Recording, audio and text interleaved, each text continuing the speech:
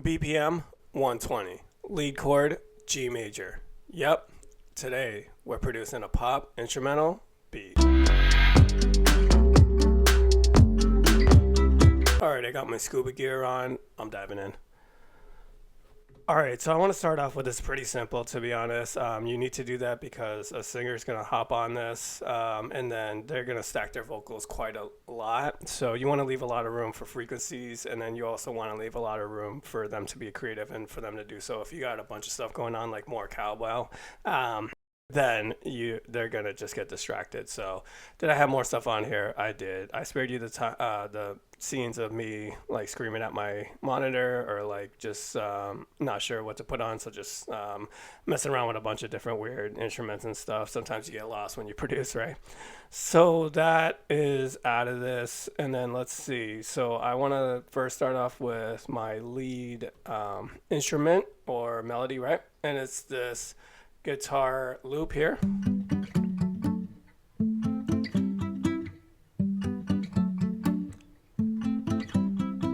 Super simple. Shout out to M.A. Bloom, whoever that is. Must respect the people that make the loops. It makes me vibe real quick and easy, and I know exactly where I'm going. The rest of it I did make outside of this.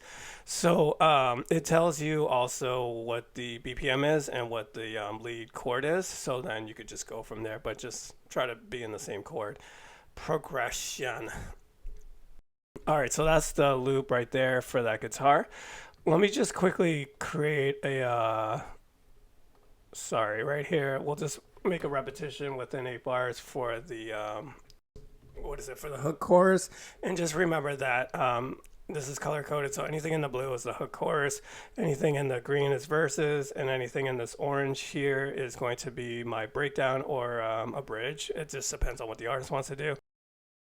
In the beginning here and on the end is this yellow goldish situation, mustard, whatever you want to do, is my intro and outro. Okay, so it's pretty laid out. Anything in gray here is actually just muted, so if it looks weird, if you're not used to how DAWs look, this is Logic, then it's just muted out. Why would I want to just leave it there, essentially in a corner, not being hanging out with everybody else, is because just in case if the artist is like, hey, can you just throw the hi-hats on the first 8 of that verse real quick, a lot of times they're just trying to keep tempo and stuff like that when they're recording, then I can certainly do so, and it's right there, right?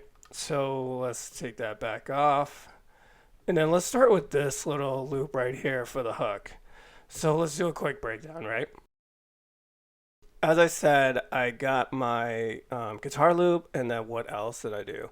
Well, from the guitar loop, let me just solo that out. I started with the percussion because that's typically where I go after that.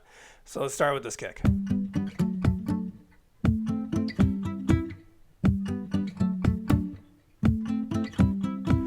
Cool, so that's not even a heavy kick. That doesn't hit you in the chest. It's not like a Bruce Lee situation, you know what I mean, where you're like gonna get thrown back 3 stories of flights of stairs of levels of games and stuff like that. I'm not sure what I was gonna say there, but you get the point. It's not like a hip hop kick, and it's not like as thin as maybe some other genres, like maybe rock or something like that.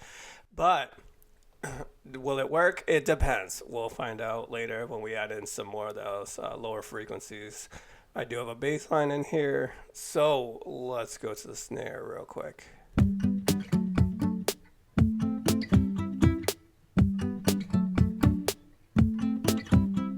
And just keep in mind, this is not mixed at all. There is some like preset mix stuff that came with the sounds that I use here in Logic. There's some like slight EQ, you can see that there. But what happened is those are already on there, and I was just vibing out, and that's what you do when you're producing. So I kept it on there, but I am gonna mix this later on in a different video, which I'll link at the end. But is that I'm not just really gonna mess with that right now because I'm just vibing out and I'm just trying to get something to a client, which I don't have. So if you have I don't have for this. If you have vocals and if you're vibing out to this, then hit me up. We can definitely network. I'm all about that. So I got another snare here, as you can tell, and let's hear them. Let me just solo those snares together, actually. So that's the first one. That's the second one, and then them together. And And that's the sound I'm going for. Could I just found one snare that sounds like that? Yes, I could. But like I said, I'm going to mix this later, and I got an idea of how I'm going to mix those two differently to make it sound even more better, in my opinion. So let's hear those together real quick.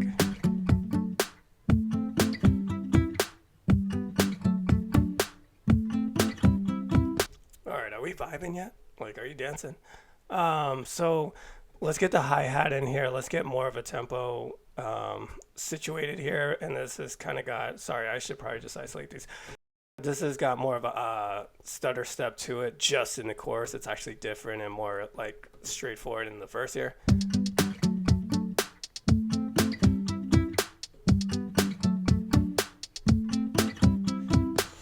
So cool. The hi-hat's like your friend that drinks way too much coffee. You know what I mean? It's like coming in like, but it's definitely doing its part because we're getting a little bit more of a complicated situation in a simple situation. Does that make sense? I don't know. Not really good at math.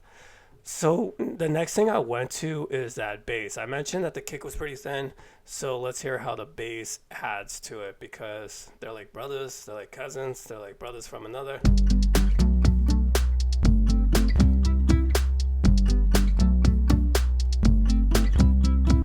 All right, so that's a synth bass, right? Let me click on that. And then basically I played this out on my MIDI keyboard right here, but it's pretty simple. So I didn't even bother doing a cutscene to that because I got weird fingers and I was turned on as a hand model. But also is that it's just starting with G and then what is this note? What is that? G, A, that looks like, sorry, B, right? And then it goes up here to, what the heck is a C2? It actually tells me. Sorry, I'm not the best with note identifying right now. But then you could just see the pattern, so it's pretty simple.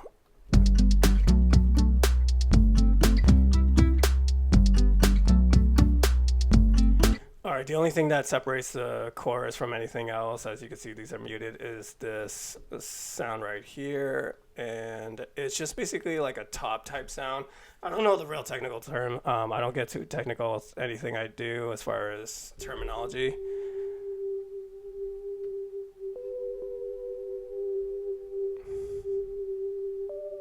Okay, so what is that though? That's the only thing that I use the plugin for. And where's my signal? There's my signal right there. It's actually Sky Keys, guys.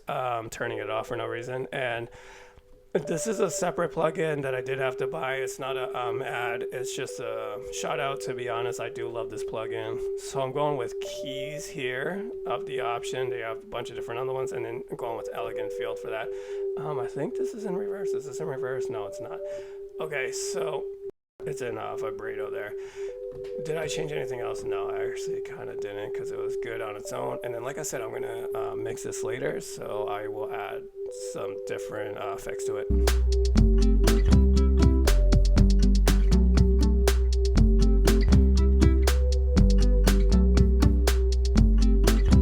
That is pretty much, those are going to be like everywhere. Except for that one, Sky sound there. But that's pretty much how the track sounds. So we're going to explore the rest of it from the intro to the outro. I just want to say I differentiated the segments here with the crash. It's not the best crash, but I'm not the best at anything anyways. And I don't want to be. But why would you want to have like a separator there is because a lot of times the artist is just trying to get on board, just trying to get on the same page of where you're going, right? You have an idea, they have an idea where they want to go, and then you just merge them too, hopefully, if you're working together. And then that's where you create the best creation, right? But so a lot of times they're just trying to go as quick as you are when you're producing. You're just vibing. You got to go quick. You got to make something. And then they're going to be like, hey, what's up? Where's that hook? Where's that chorus? Where's that verse you were talking about? Where's the bridge? You just want separators in there, and you're going to be like, oh, yeah, the crash just let you know. So sorry, jumping a little ahead. Let's hear the intro into the hook.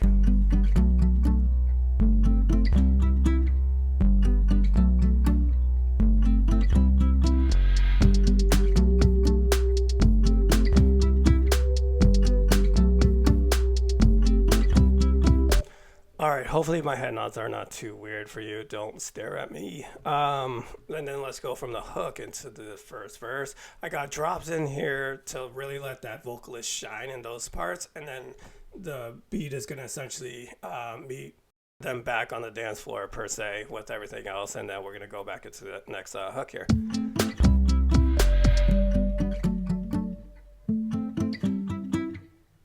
Like I said, you got vocals for this?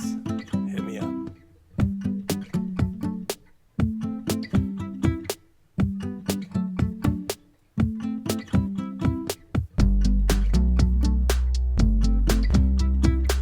All right, hopefully your pets are dancing if you have pets, but let's listen to that go into the hook real quick.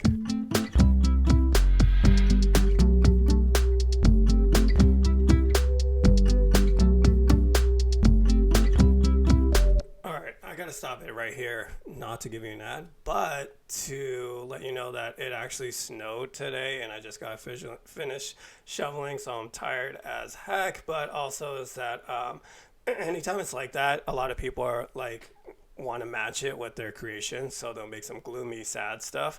But I actually wanted to make it to somewhere where I'd rather be. It's like maybe a beach or something, or an island on a resort. So I'm like, let's make some pop stuff, let's make some happy stuff, let's make some sunny stuff, and that's where I'm at. Are you with me? Hope so. All right, so we got our crash again, and then we're going into this bridge area here. And then what's the switch for the bridge area?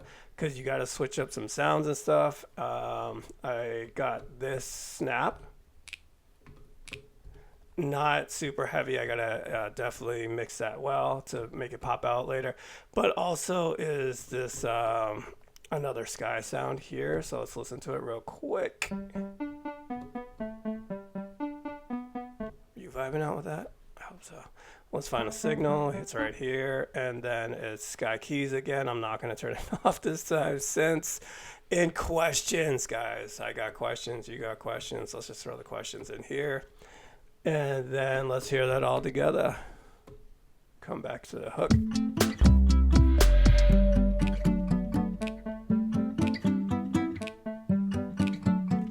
I mean, is it snowing on this track?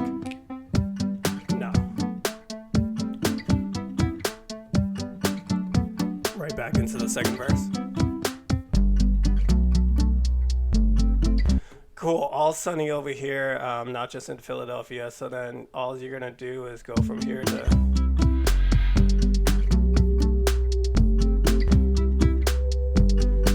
vacations are way too short because you never want to leave, but we gotta leave this track here with something good. I got another switch up, guys, on the outro because it's like, a lot of times you want people to repeat your song, right? So what is it that on the outro I have a switch up that kind of leaves you hanging at the end. Spoiler alert there, but I also want to do some switch ups. What's the switch up? It's actually this guitar loop came with two different segments, so this is a switch up right here.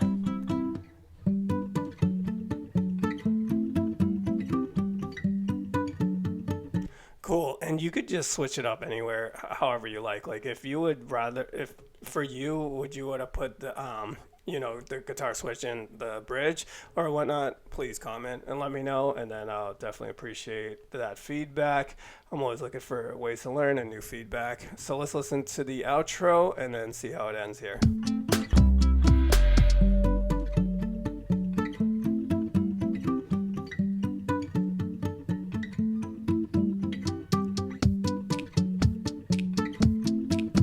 Forgot that the snaps come back into.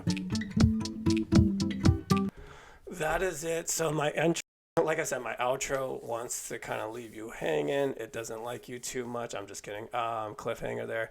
But is that the snaps come in and then the kick comes in and then the hi-hat comes in as well. But the bass doesn't come in because why? Well, the way I'm looking at it is that I don't want it to be too much at the end. Too much of a overload. I want you to kind of have the feeling that it's kind of ending, but also be like, hey, what the heck are we ending? And then when it does, you're like, and then you just hit repeat, right? So that is it for the instrumental here, the beat. Like I said, if you got vocals, hit me up, but also for this, is that I gotta mix this. So I'm going to go ahead and do so, and then I'll put a link right here for you. Also, if you just want to skip straight to the finished version, here you go as well. All right, guys, till next time.